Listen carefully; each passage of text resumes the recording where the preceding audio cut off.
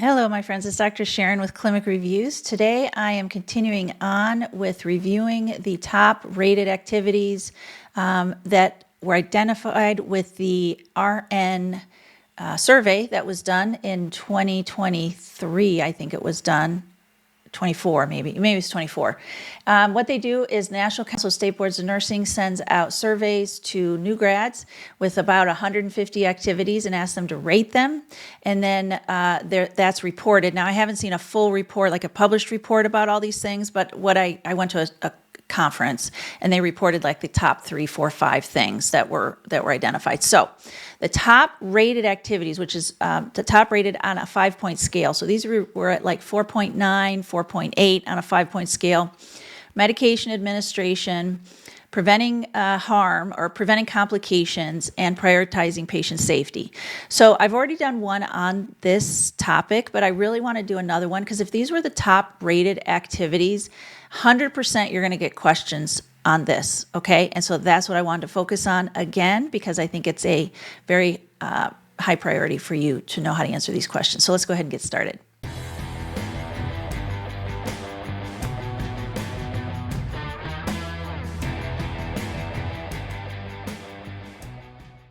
Hello, Clinic Review family. It's Dr. Sharon with Clinic Reviews.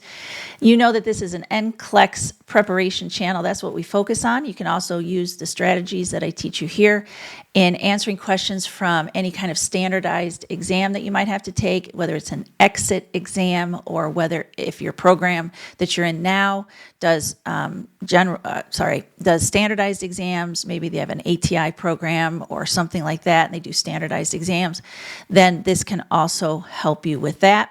The reason it's not as helpful with exams that are written by your professors, and I don't know how many programs are out there anymore that the exams are written by the professors, but if you're in a program where the exams are written by the professors, take some of what I'm telling you with a bit of a grain of salt, which means be cautious a little bit, because a lot of college professors, of which I am one, are not taught all that well on how to write Nclex style questions. So professors like me, we think we can write a question as long as it's a SATA question or as long as it has, it looks like a next gen question. We think it's an Nclex question. And that's actually not true. So Nclex style questions have rules that you have to follow where there has to be an objectively right answer. And a lot of faculty like me, I've been faculty for probably close to 30 years now, and I know that when I started teaching, I was writing questions that were opinion questions. In other words, it was my opinion that this was the right answer.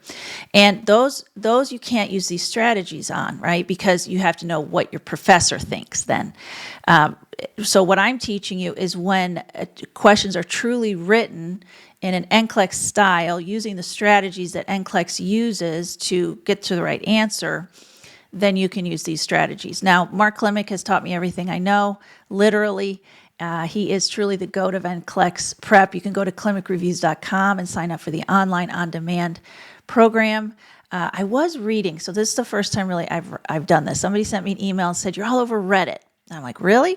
So I did go to Reddit. I don't have the app or anything like that. I do very little social media. But I did go there just to see what people were saying. And the one thing I did notice, this is just from what I read on there, is people were saying, I purchased this program, I purchased that program, and it didn't really help me. I didn't really use it. What really helped me was Mark Klimek and Dr. Sharon videos. Like they were kind of saying that. So I guess I just want to say thank you, first of all, for saying that. And if you find it's helpful, that's terrific. That's why we're here, is to help more nurses become registered nurses so you can get out and work and take care of people. But, if that's the case, like don't spend a lot of money on stuff. Like you can just do us, right? Just do Klimek and you can pass. And we're not, like even the Nclex prep, and we have a streaming service, we have small group tutoring, even that's not as expensive as some of the other programs. So take that with what you will. I mean, obviously, I'm involved with Klimek, so I am very biased that Klimek is the best, but take that with what you will. Just going to make a quick comment for those of you who maybe have been following our channel. Yes, I did cut my hair. Yes, I did cut my bangs, and it was not planned. So I was trimming some hair on my head that I didn't like, and I over trimmed like really badly, and I had no choice but to cut my bangs. So that wasn't my plan. I don't hate it. It just wasn't planned. So anyway, if you've been following my channel, if you've never watched a video, you're like, yeah, I don't care. Dr. Sharon, just start teaching me what I need to know. Okay, so here we go. So remember, we're talking about preventing complications, promoting safety, and medication administration. Which client should the nurse see first after receiving shift report? A client with a fentanyl patch reporting mild nausea, client with chest pain radiating to the left arm, client with blood glucose of 180 before breakfast, client with a new prescription for warfarin. So what is the purpose of this question? Well, the purpose of this question is, do you know who could potentially be harmed the first or earliest? So is there anything going on here that could harm the patient? Or is there anything here that's a complication of a medication, because we want to prevent complications? So a client with a fentanyl patch who's having mild nausea, is that a complication? No, it's not. Complications are unexpected, or there are things that can harm patients. Nausea is a side effect. So we manage side effects. We don't necessarily stop the medication. So they're having a side effect, not a complication. There's nothing harmful about that. It's uncomfortable, but it's not harmful. A client with chest pain radiating to the left arm, so that's definitely could be harmful if they're having cardiac, if that's cardiac, and we don't know anything other than it could be. That's very classic cardiac symptoms. So they could be having a heart attack. Client with blood glucose of 180 before breakfast. Is that a complication? Well, it's not that high. I mean, in the long term, if they hung out at 180 for 5 years, that could definitely cause harm. But in the immediate, there's no harm associated with that. Client with a new prescription for warfarin. So can warfarin cause harm? It can, but they haven't started on it yet. So it looks like we just need to do some teaching before they get started on it. So there's no harm at this point. So the only client really who's either experiencing a complication or could experience harm is B. A client with chest pain radiating to the left arm, so that's the one I'm going to choose. A client develops sudden shortness of breath and chest pain while receiving a blood transfusion. What is the nurse's priority action? So you do have to know how to read this question. A priority action means best. It means if I can only do one thing, which one thing will I have to do? Like everybody knows, it's not just an opinion. Everybody knows that in order to treat this problem or prevent this complication, that we have to do this one thing. And so the complication here, or the problem, is shortness of breath and chest pain while receiving a blood transfusion. So really the problem here is a transfusion reaction. So what's the priority intervention for a transfusion reaction? Stop the transfusion. Yes, that will help mitigate the transfusion reaction. Notify the healthcare provider. Well, I want to do that, but that's not going to mitigate the problem. Assess the client's vital signs. Yes, I want to do that, but that's not going to mitigate the problem. Administer prescribed diphenhydramine. Yes, that could help treat the problem. So if I have to choose between A and D, I would stop the transfusion, but I wouldn't give diphenhydramine, or I would give diphenhydramine but not stop the transfusion.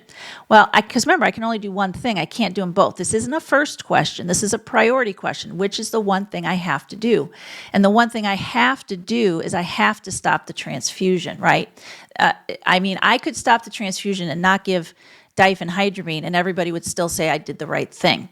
So that is the correct answer.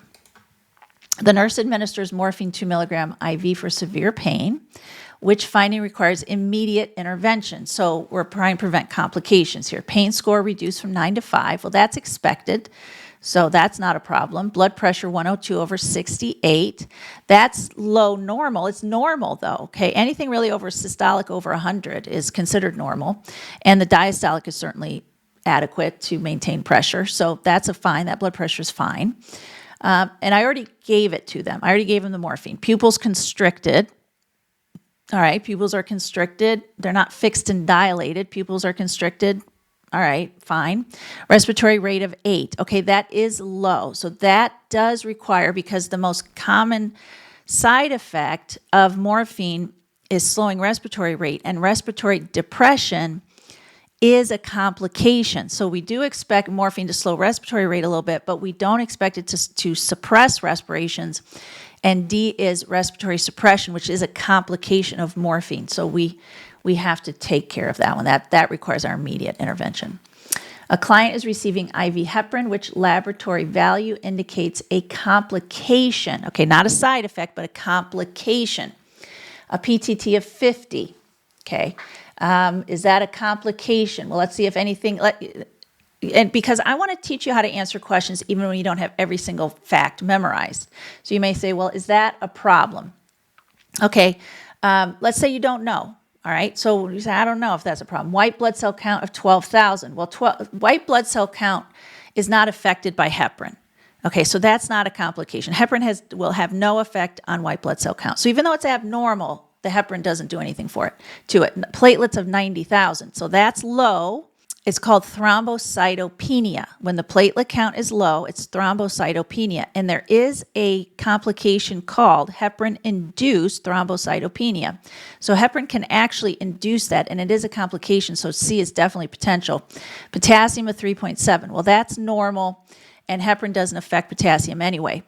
So you might say, well, I know white count's out because that has nothing to do with it, and the potassium is out because that doesn't have anything, plus it's normal.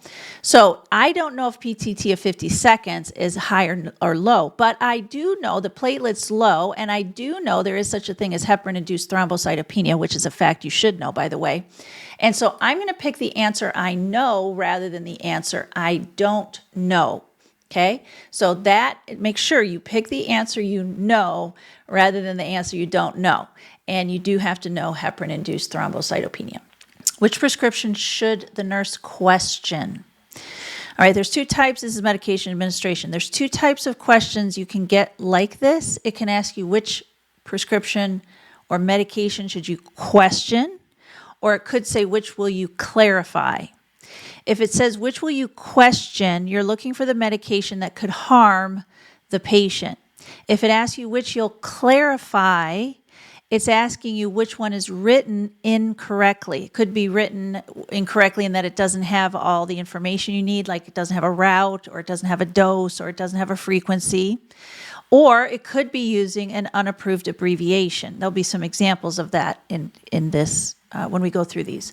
This one says, which should you question? So we're looking for the order that could harm the patient, okay? So warfarin, 5 milligrams PO daily for client with AFib. Is there any way that could harm the patient? No, warfarin is good for AFib because AFib, they can throw clots, and warfarin can prevent that. Enoxaparin, 40 milligrams sub-Q, all right, that's good, for a client scheduled for spinal surgery. So could that harm the patient? Well, if we give them enoxaparin, which is low molecular weight heparin, before surgery, they could bleed. So I'm concerned about B. Acetaminophen, 650 milligrams PO for fever of 101. Is acetaminophen given for fever? Yes, it is. So I don't see any reason that could harm the patient. The dose is an extra strength Tylenol dose, so that's okay. Insulin sliding scale for glucose greater than 150. Now, there's no dose here, right? But we're not, this isn't a clarification question. Okay, that's not a clarification question. If it was a clarification question, I would definitely have to clarify D because I don't have doses. This is asking me harm related. Is insulin going to harm somebody for glucose greater than 150? No, it's not. The only one that's going to harm the patient is if we give them low molecular weight heparin, which is enoxaparin or Lovenox, before they go to surgery. So that's why you have to know the difference between questioning and clarifying in order. A nurse is caring for a confused elderly client. Which intervention best prevents injury? Best. It means I can only do one thing. It's not a first question. It's a best question. I can only do one thing. So I'm trying to prevent injury for an elderly patient. So for a confused elderly patient, turning off bed alarms at night to promote sleep will help prevent injury.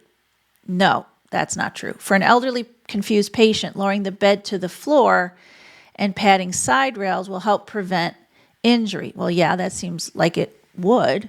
I don't know. It's not something I do very often. Like, it's not a common intervention, but I guess it would help.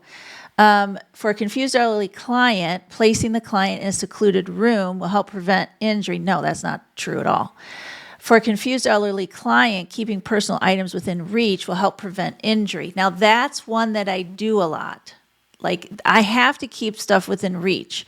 And here's why I like D better than B. Because if personal items are not within reach, Even if I lower the bed to the floor and pad the side rails, they could still get up to get their stuff if it's not within reach. Whereas if it's within reach, they just have to reach over and get it. They're not likely to get up and fall. So B is going to help prevent falling out of bed, but D is going to help prevent overall harm. So I like D better. A nurse receives an order to give insulin glargine and insulin Lispro at the same time. Which action is correct? Mix both insulins in the same syringe. Administer in 2 separate injections. Hold glargine if Lispro is ordered. Ask the provider to change to NPH. All right, I know only R and N can be mixed in the same syringe. So A is not possible. I cannot mix glargine and Lispro together. So A is out. Do I administer them in 2 separate syringes? Yes. Two separate injections? Yes, I do. Hold glargine if Lispro is ordered?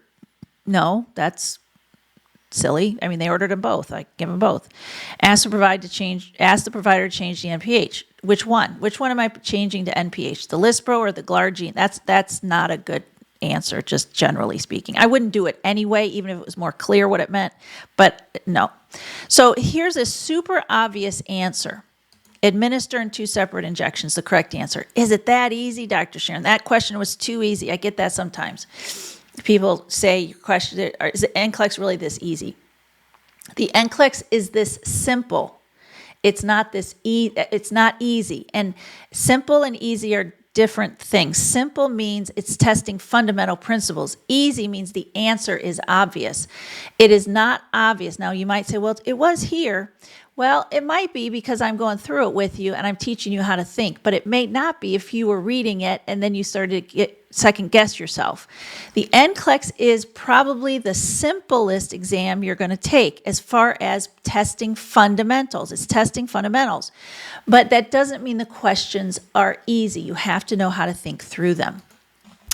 A nurse finds a client unresponsive with a tracheostomy tube dislodged. What is the priority action? Priority means best. Okay, so if I can only do one thing, what's the one thing I have to do? Call the rapid response. Yeah. Attempt to reinsert the tube immediately. No. Provide bag, valve, mask ventilation over the stoma. Yes. I got to make sure they're ventilating because their trach is dislodged. Notify the healthcare provider. Yes. All right. So I have 3 things that I want to do. How am I supposed to know which one is best? And I can only tell you the way I'm going to get to the best answer here is that A and D, call the rapid response. It doesn't say call a code. That's a different thing. Call rapid response and notify the healthcare provider are very similar answers. Okay, very similar answers. And I know I have to do C. I have to ventilate this patient. Their trach is dislodged and they're unresponsive. So as the RN, if I call a rapid response, but then I just stand there and I don't do anything, everyone's going to walk in the room and go, what the heck? Like, what the heck? Like, you're not doing anything for this patient? I have to, if I'm going to prevent complications and I'm going to make sure my patient is safe, I have to ventilate them. So, and that in many ways, I'm able to get to that answer more confidently because A and D are so similar. It would be difficult for me to choose between A and D as the higher priority. So C is definitely, I have to address the patient's issue. Sometimes people say, well, when should I call the healthcare provider?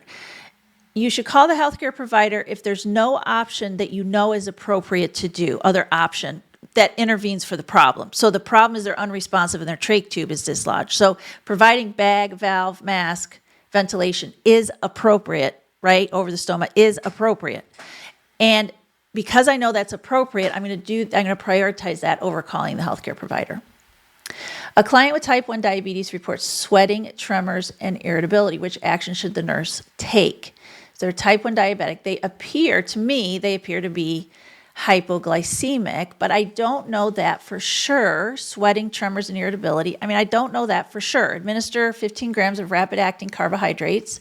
Well, that's the correct intervention if they're hypoglycemic. Give a sliding scale insulin. No. Obtain serum potassium level. That doesn't seem like my priority right now. Or check the serum blood glucose. Okay, y'all, I cannot, as a nurse, it doesn't say we're in the hospital, but if I'm a nurse right there, I need to check their blood glucose. Okay, if blood glucose was not there, then I could do A. But I have to know what it is. Like I have to, because I just don't have enough information to take action. So I've got to do some further assessment here. The nurse is caring for a client receiving IV vancomycin. Which assessment finding is most concerning? Mild redness at the IV site. So vancomycin is a aminoglycoside, and we teach all about it in the clinic reviews, and I don't want to give away for free what we do in our paid program. But I will say, just give you a heads up, we teach aminoglycosides. Mark changes the word aminoglycosides to a mean old mycin, because mycins, if they end in mycin, they're mean. They're used to treat severe infections, but they also have mean adverse effects. Okay, so the nurse is caring for a client receiving IV vancomycin. Which assessment finding is most concerning? So most likely I'm looking for a mean adverse effect. Mild redness at the IV site. Okay, that's not an adverse effect of vancomycin. Tinnitus and hearing changes. That is an adverse effect of the mean old mycins. Flushing of the face and neck. That's actually what's called red man syndrome. It's associated with giving vancomycin too quickly. It is an adverse reaction, but it doesn't harm the patient. Temperature 99.5. Well, if we're giving them vancomycin, I'm not that surprised their temp is 99.5. Plus, it's for a lot of people that's a normal temp. I would need to see a couple other temps to see how it's been trending. So I'm crossing off D, I'm crossing off A. So am I more concerned about flushing of the face and neck, which is red man syndrome, or tinnitus and hearing changes, which is an adverse effect of the med itself? Because see, red man syndrome, you slow down the rate, but you don't have to stop the drug. If they have hearing changes, then you actually have to stop the drug. So that's why B is the most concerning. It's an actual adverse effect. A nurse prepares to administer a crushed oral medication through an NG tube. Which step is most important to prevent complications? So we want to prevent complications of giving crushed meds through an NG tube. Flush the tube with water before and after administration. Well, what's the biggest complication of giving crushed meds through an NG tube? It's that you're going to block the tube off, right? Those crushed meds are going to get stuck in there, and it's not going to do what it's supposed to do anymore. The NG tube is no longer functional. So flushing it with before and after would help prevent complications. Administer all medications together. Actually, if you administer all medications together, it's more likely to get stuck in there because it's just going to be a big ball of like crushed meds. Ugh. Carefully crush enteric-coated medications. You cannot crush enteric-coated medications. If they are ordered a PO enteric-coated medication, you cannot give it through the NG tube.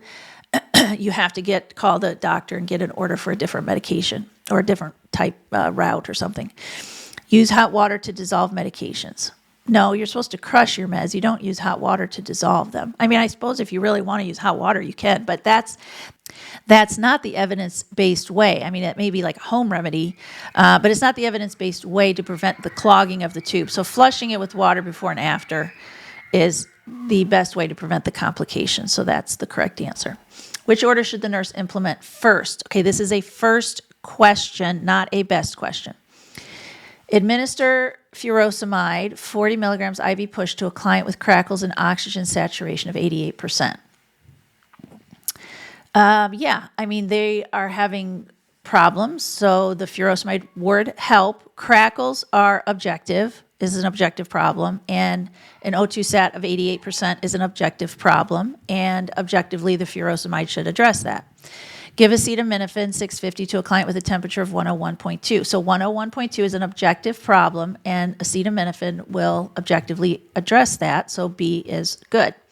Provide ondansetron to a client with nausea. Nausea is a subjective problem, and we always address objective problems first, so I'm not going to do C before I do A or B. D, administer oral antibiotics to a client with pneumonia. So there's a diagnosis, but there's not an objective or subjective finding, right? And we always address the objective finding first.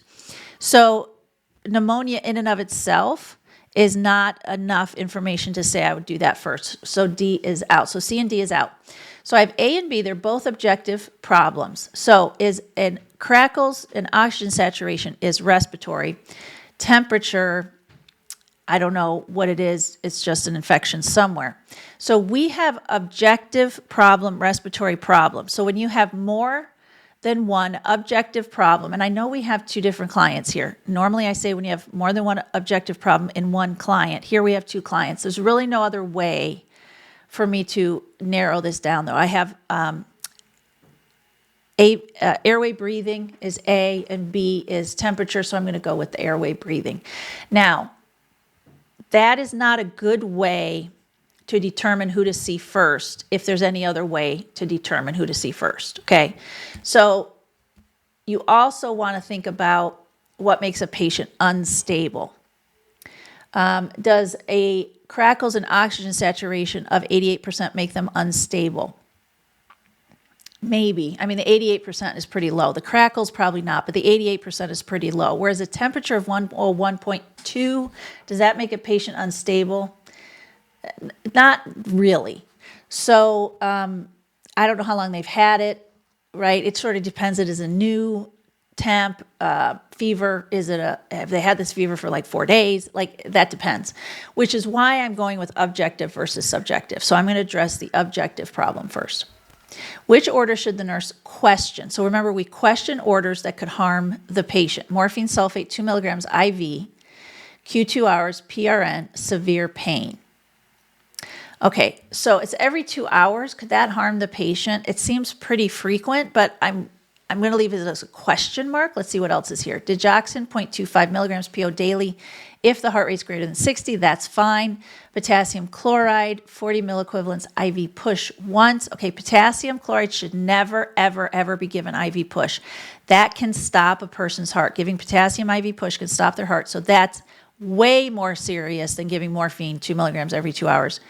D, ceftriaxone, 1 gram IV piggyback Q24 hours. No reason for me to think that could be harmful. So the IV push potassium is definitely the one I have to question. Which order should the nurse clarify? So remember, clarification means that it's not written correctly or there's not enough information. It's not about harming the patient. Furosemide, 20 milligrams IV push daily. All right? That has the name, the dose, the route, and the frequency. Got it. Heparin, 5,000 units, sub-Q every 8 hours. So we've got the name, the dose, the route, and the frequency.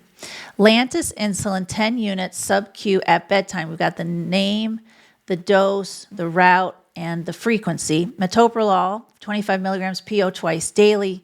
Metoprolol is the name, 25 milligrams a dose, PO route, twice daily is frequency. So we're not missing any information. So is there anything else to look at? And the answer is yes. You cannot abbreviate the word units to U. All right, that is unapproved abbreviation. So C is the order that I have to clarify. I would have to call and say, hey, do you want 10 units? Do you want 100 of something? Like, what are you ordering here? Right? And they would have to clarify that order. Which order should the nurse clarify? Again, how it's written. A Dancitron, 4 milligrams IV every 6 hours, PRN, nausea. Okay, that looks like it has everything there. Name, dose, route, frequency.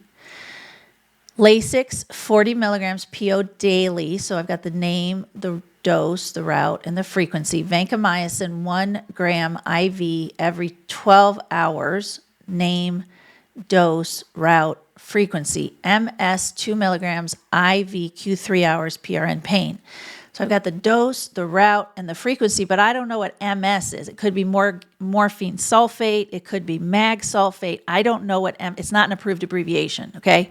So D is the correct answer. I have to, that's an unapproved abbreviation, and I would have to clarify what they want given. Which order should the nurse question? So we're back now to what could harm the patient. Normal saline at 100 mils an hour. Could that harm the patient? I don't have enough information to know that. I mean, it could if they were massively fluid volume overloaded, but it doesn't tell me they're massively fluid volume overloaded, so that I don't see any reason it could harm the patient.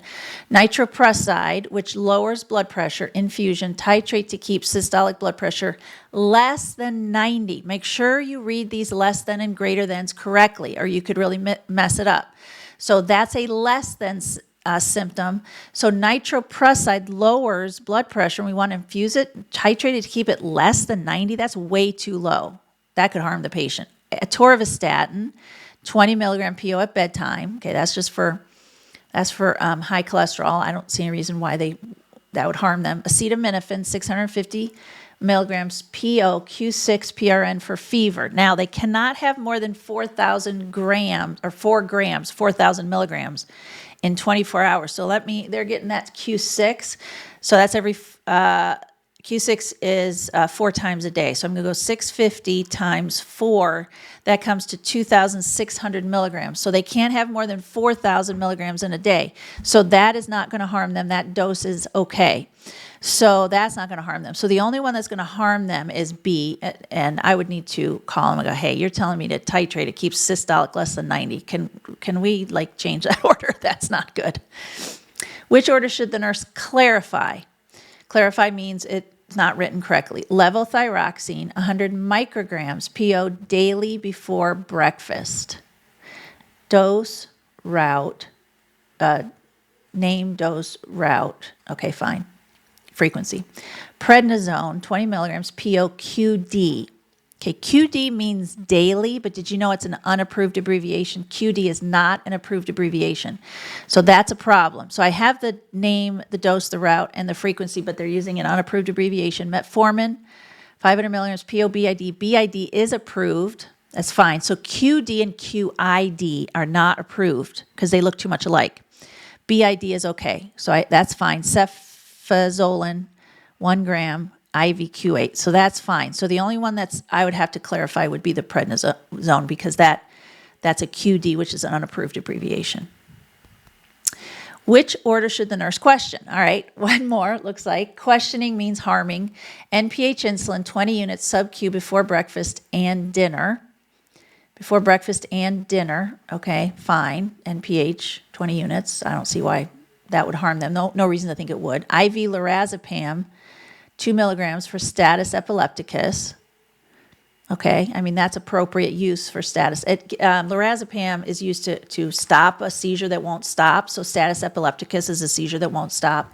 So we do use it to stop a seizure that won't stop. So that's fine. Enoxaparin, 40 milligrams sub-Q daily for a client with platelet count of 40,000. So remember I told you heparin-induced thrombocytopenia is a complication. And so and remember, enoxaparin is a low molecular weight heparin.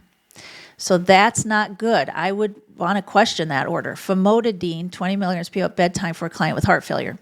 Famotidine is for gastric, for reflux. It's not going to hurt anybody. No big deal giving it with heart failure. It's fine. So the only one that I need to question is C. Okie doke. Well, that was a lot. That was a lot of questions. That was a long video. I hope you find it helpful. Good luck with all your tests. I love seeing you give me the reports of how you're passing. I get lots of comments from people telling me they passed, which I love seeing. I don't get to respond to all of them, but I do read all of them. So thank you very much. Thank you for being a part of our Clinic Review family.